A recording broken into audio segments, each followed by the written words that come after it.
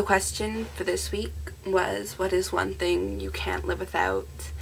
And for me, the question was quite easy this week because I love to read and I know I would be bored out of my mind without it.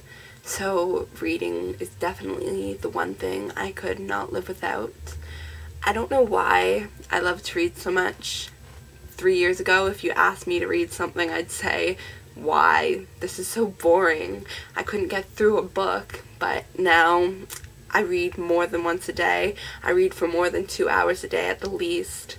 It's just, there's something about reading that is so amazing to me. There's something for every emotion. It helps me when I'm mad or when I'm sad or I need to just calm down, or when I just feel like getting into something really good. It takes me to a whole different world, and I know a lot of other people love to read, and I don't know, me and my books are pretty happy, and I wouldn't live without that.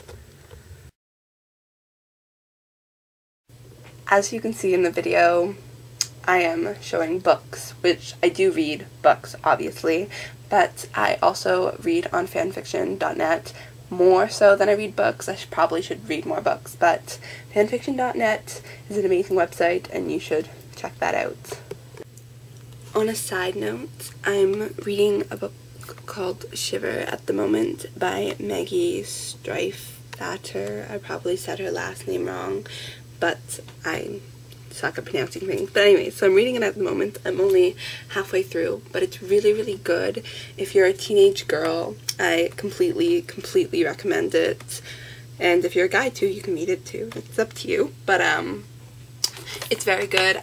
Obviously, since I'm only halfway through, I don't know if I would like the ending, but if you're curious to find out what my opinion is on the ending, I'm sure I will mention it in my main channel, so you can check that out, and I'll put a link in the underbar for my main channel. Thanks for watching, and tell me what is one thing you couldn't live without.